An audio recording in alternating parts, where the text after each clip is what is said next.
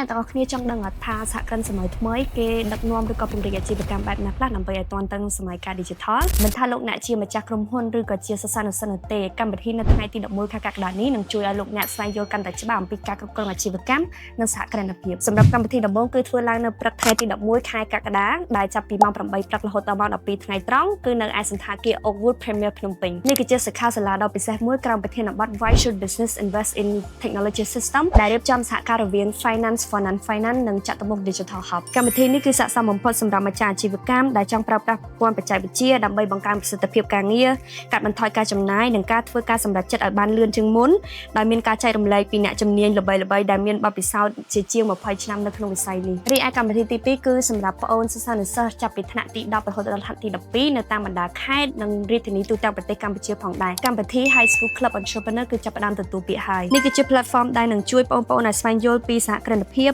ជាអ្នកដឹកនាំនិងរបៀបកែប្រែកំណត់ច្នៃប្រឌិតឲ្យក្លាយទៅជាដំណោះស្រាយពិតប្រាកដមួយនៅក្នុងសហគមន៍អ្វីដែលកាន់តែពិសេសទៀតនោះគឺកម្មវិធីនេះធ្វើឡើងតាម Telegram Channel ដែលបងប្អូនអាចរៀនសូត្រពីសហគ្រិនល្បីៗតាមអនឡាញបានយ៉ាងងាយស្រួលថែមទៀតផងសម្រាប់កម្មវិធីចុងក្រោយគឺសម្រាប់អ្នកដែលនៅខេត្តសៀមរាបឬក៏អ្នកដែលមានចំណាប់អារម្មណ៍លើជីវភាពឬក៏ sustainability កម្មវិធី Waste Summit Cambodia 2026បានបើកឲ្យចុះឈ្មោះចូលរួមដោយសេរីហើយកម្មវិធីនេះនឹងប្រព្រឹត្តឡើងនៅថ្ងៃទី11ខែកក្កដាដូចគ្នាដែលចាប់ផ្ដើមពីម៉ោង12កន្លះថ្ងៃត្រង់រហូតដល់ម៉ោង5ល្ងាចនៅឯ Siem House ព្រឹត្តិការណ៍នេះនឹងនាំមកនូវនវានុវត្តន៍ជននិង Change Maker ដើម្បីជជែកពិភាក្សាពីការជំរុញសេដ្ឋកិច្ចចក្រាឬអ្នកទាំងអស់គ្នាស្គាល់ថាជា Circular Economy និងការច្នៃប្រឌិតកាកសំណល់សាជាថ្មីឲ្យមានតម្លៃឡើងវិញឱកាសល្អៗបានទាំងការអភិវឌ្ឍអាជីវកម្មបណ្ដុះគំនិតយុវជននិងនវានុវត្តន៍បៃតងគឺបានមកដល់ហើយសម្រាប់ link ចុះឈ្មោះគឺមាននៅលើ caption. I see you guys for the next opportunity